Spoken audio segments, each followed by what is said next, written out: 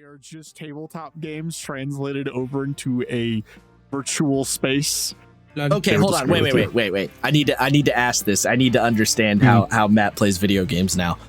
So, Matt, you're telling me if you're playing an RPG, a video game RPG, right? If you're playing Cyberpunk or you're playing Baldur's Gate or et cetera, you don't look at your XP bar and say, okay, how close am I to a level up? Should I do this next side quest or should I continue to make? Like, do you not do that? Do you not look at where you're about to level and what you're going to get next for your next level and all that? It depends on the game. It depends if I'm doing the story mode. I don't give a shit. I don't give a shit what level I am. Well, if I'm like doing side quests because I need money. Well, let's assume it's an open world situation like Cyberpunk, so you can decide when you're doing the main story. Not really, because mostly with Cyberpunk, it's all about trying to get that fucking money. I'm trying to get the money so I can buy the stupid fucking gun I need. Sam, does that blow your mind as much as it blows mine? I listen a little bit. It sounds like you guys aren't having as much fun playing video games as I am. That's the fun. That's what I'm saying. Part of the fun is looking at that XP bar and knowing, okay, I'm about to level up. What do I want to get next? That's part of the fun. I'm gonna be honest. When I play, depending on the game, of course, like when I play Fire Emblem, a lot of the time my entire goal is just to level people up. Mm-hmm. Like that's kind of the point, quote unquote. But like, yeah, well, like Pokemon, like that I understand with Pokemon, because like you want to get the stronger mon, so you want to level up your Pokemon so they evolve and all that shit. That I get. I don't know why with an RPG for some reason I don't. I just don't care. Hey Matt. Yeah, I know Pokemon's like, yeah, I know. Pokemon is an RPG. I know, but you know what I mean. Like, I like some like. You mean a game with RPG elements like leveling and stat distribution? Because because I don't care about like I hate grinding. I hate grinding for leveling up. It's fucking annoying. I'm not necessarily talking about grinding. That's a little different. I'm just saying just general XP curve. Getting money in Cyberpunk is grinding. It is, yes. Rise and grind. I mean, but I'm doing multiple things. Like it's like, yeah, sure, I'm fighting people, so I'm gaining XP on the side, but I'm also getting money. I'm getting like all the little gadgets and shit, so I can fucking craft shit. And you don't want to apply any of that to a tabletop game? Not really, no. Like not like XP bars or. See, but Matt, you do know that. If you're using Milestone, you don't technically have an XP bar. But like, Matt, if you use an XP system, it is just an XP bar. It's just numerical instead of bar representation. I guess. I mean, that's not an I guess. That's literally how it works. I don't see it that way, but all right. Hey, Matt, listen. Okay. This is very strange to me. I don't. Okay. I understand that you don't see it that way. I'm not trying to be that guy, but it sounds like you guys aren't, having fun in your role-playing games. You just need to shut the brain off a little bit, maybe.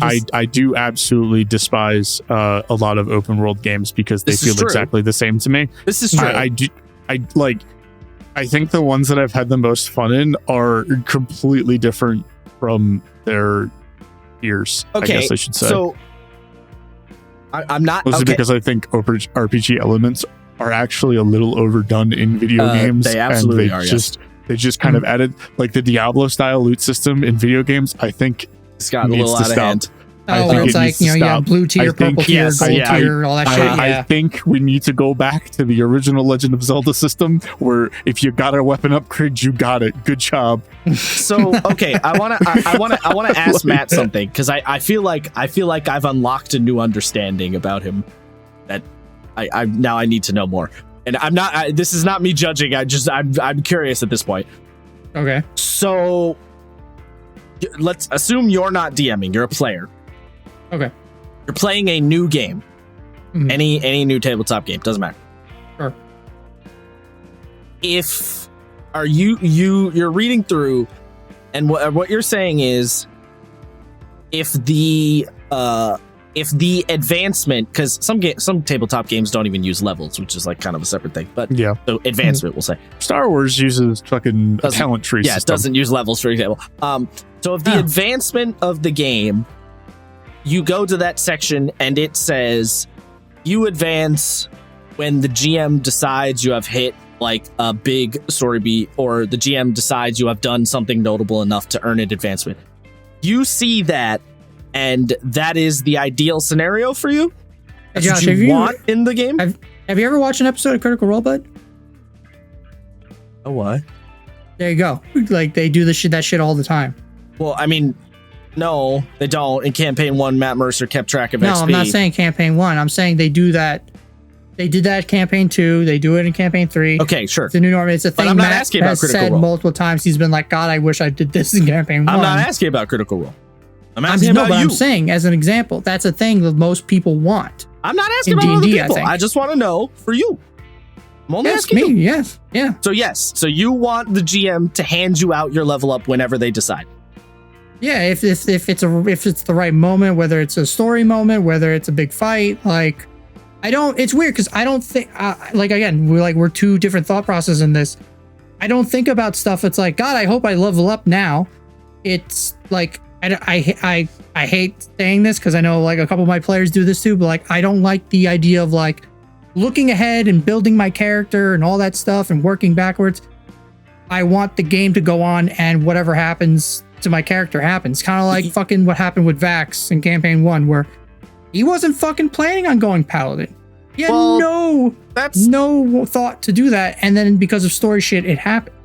Sure, and I'm not against that. I'm just. It sounds like I can't. There is no common ground. I cannot reconcile with this, but it sounds like you're sort of taking the game out of tabletop games. Like you don't think of them in game terms as much. Not as a role player versus a gamer. Yeah, like you're not thinking about them as games so much as you're thinking about them as like role playing a story experience. Like you don't. I don't want to say don't. I don't want to say you don't care, but you're less invested in the mechanics. Like a game can have shitty mechanics, and you can like put up with it.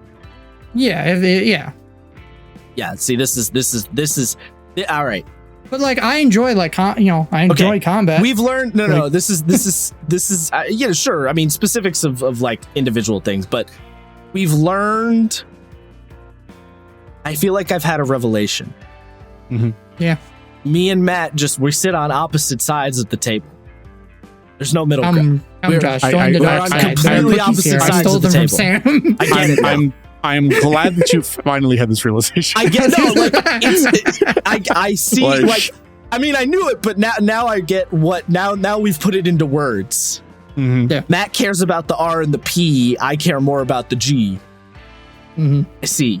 Don't forget about the 1 G. That's the most important. I can't believe Matt cares about the P more than Josh does. The biggest P. Yeah, the big P. Okay. That was a little bit of a derailment, but an interesting discovery nonetheless.